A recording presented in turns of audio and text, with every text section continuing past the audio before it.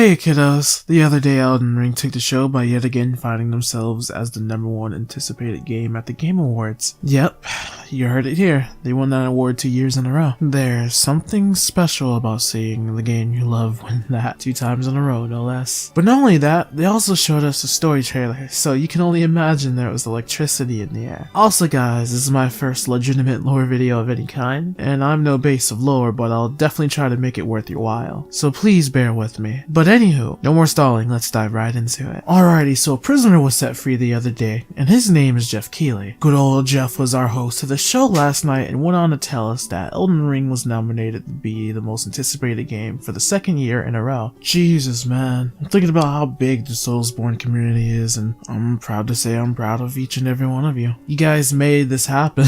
This couldn't have happened without the adventures I've had with any of you, my friends, or any stranger I've bumped into along the way. It oddly makes me look back on it all. Now I'm assuming we all guessed this was gonna happen, and we all probably guessed that they were gonna show us a trailer of some sort. I mean, for God's sakes, we've been mobbing this game for quite a while now. But you know what I didn't expect? I didn't expect for them to straight up ease us in the trailer by showing us the one and only Pot Boy. The Pot Boy proceeded to give Jeff a letter saying that we were gonna get the Elden Ring trailer. This alone won me.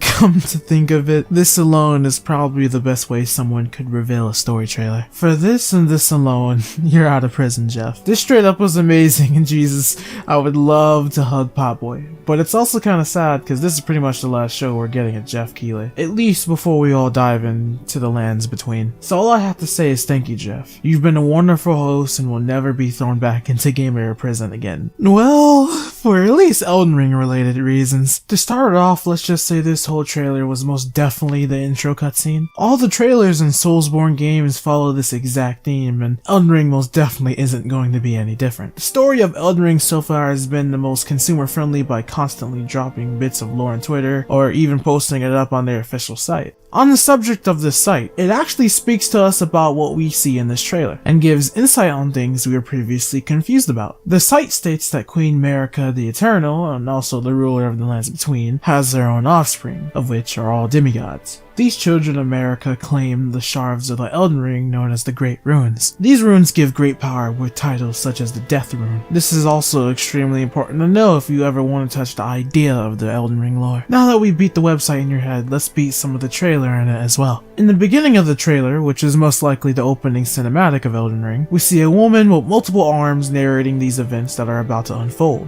On the website it said that the demigods obtaining these runes basically started a war called the Shattering, meaning that the events right now are taking place before the Shattering. The way she tells us the story basically gives us an idea that these events took place a long time ago. We then transition into a forest in the dead of night accompanied by fog, where a narrator tells us that the Rune of Death was stolen. We see these riders blitzing through the forest. These riders are actually a flock of unknown assassins that stole across the lands between, and in a coetaneous attack, this foul covenant snuffed out the lives of Queen Marika's children, but none of them was as big of a loss to Marika than Godywn The Golden. I mean, of course, this was her own son. And you know what this means? Godrick is looking sus over there. I saw him vinning with all of his false gold, so that means he's an imposter. After all, there can't be 2 kings of all that's golden. That means Godrick is a liar and a fraud, cause he constantly calls himself the king of all that is golden, when others call him names like Godrick the Grafted. Godrick was the weakest of all his kin, and received the least amount of attention. So he got himself a shard of the Elden Ring, and what did he do with it? Well, like most influencers that find himself in a position of power, he took his newfound power and went on a rampage with it, and he also took the limbs of all of his victims, and grafted them onto his body. This also makes it easier to assume that Godwyn was the original ruler of Stormveil Castle. It's easier to assume that Godrick overtook it, because when we actually see Godwyn, he's in a state of death with muck oozing out of his eyes, and you can't really rule a kingdom looking like that, so who better to take over than Godrick in his absence? I find it odd how a demigod like Godwyn would just die out because a rune was taken from him, especially since there was a time before they had these shards. Maybe once you accept a rune, you make some kind of an external commitment to it or sacrifice something about yourself. Whatever the case, it would have to be pretty big to put a demigod like Godwyn in a state like that. Leave your thoughts down in the comments, I want to know what you guys think as well. And with barrages of attacks from these assassins, the storyteller tells us Queen Marika was pushed to the brink, resulting in the Shattering beginning of the Elden Ring. You see, when Margit picked up this crown, it bothered the hell out of me that I didn't know who it belonged to. So I asked around on Reddit and did some digging and found out it could belong to Godfrey, the Elden Lord. The crown that Margit is holding is identical to the one in this beautiful painting, though I'm not sure if it's the man or the beast who it belongs to. They share the same crown, so personally I think that the beast is just a transformed version of the man. Maybe it's something he can turn himself into on command. Aw man, I had to digest a lot of lore in such a short time, and due to the lack of me actually playing Elden Ring hands-on, I used other people's footage for reference. So if there's anything I'm missing out on, or you have your own theories, please let me know in the comments. I really love community feedback. Regardless, it's definitely interesting that Margit is the one placing the crown down. Definitely pushes him into a much bigger role in the story. Remember when we talked about the assassins that stole the death rune at night? Well, you see, upon death, Margit tells you to fear the night.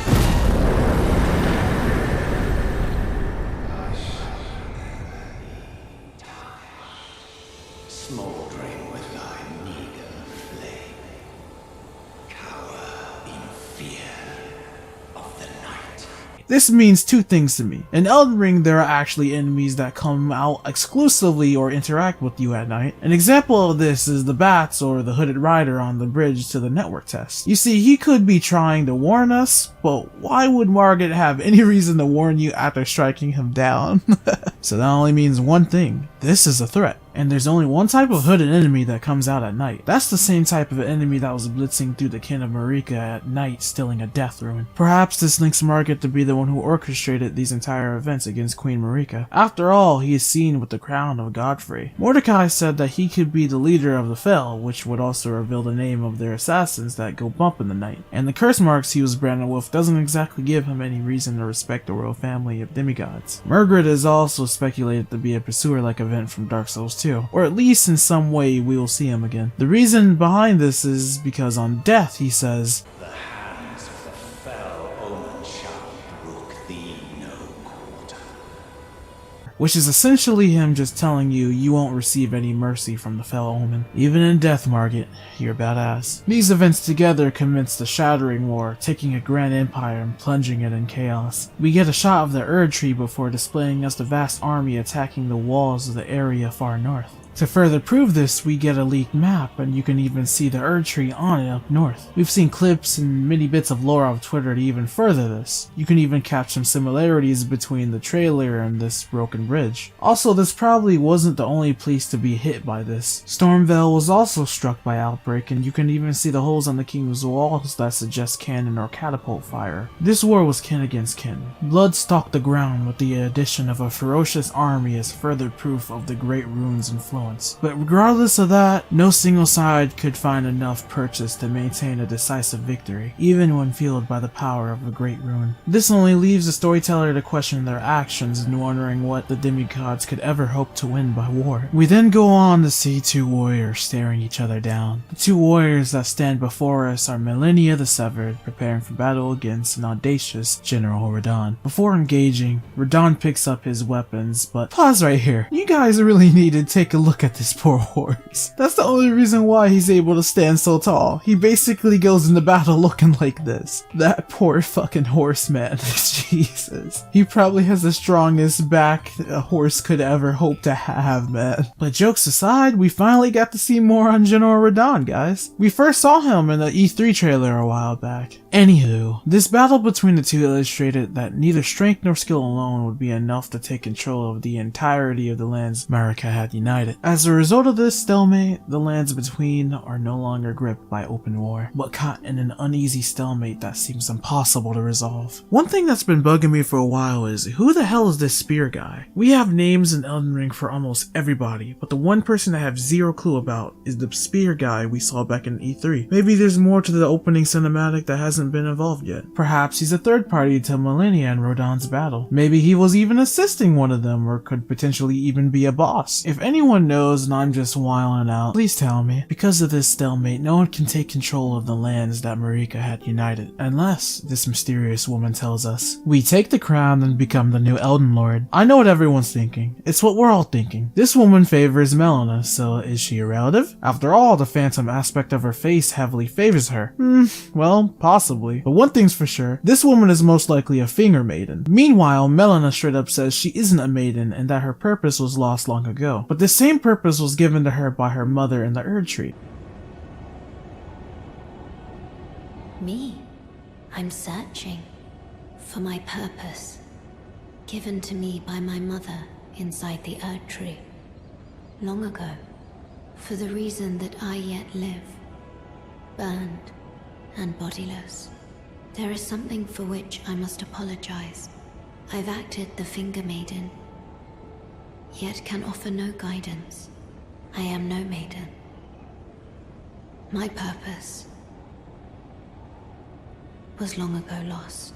And while I think this mysterious woman narrating the events of this trailer is her mother or maybe even her sister. But who knows? I guess we'll have to play to find out, won't we? This has been a long journey, guys, and we're getting ready to close a chapter and start anew. We have like, what, 74 days left? We've come a long way together. We made memes about us hollowing. We screamed and shouted to the top of our lungs for just a smidget of Elden Ring gameplay and screamed when we saw a character jumping at least once. We even came together on figuring out lore and bringing it to the state it's in now, when just a few months back almost everything was a mystery to us. Man, there's just so much I want to do with you guys of Elden Ring, and so much more I want to know, but for now, we wait till we brandish the Elden Ring. Thank you guys for watching, and I hope I did well for my first lore video. I hope you kiddos have a nice day and a good night, wherever you are. Comments hanging up! What's up, homie?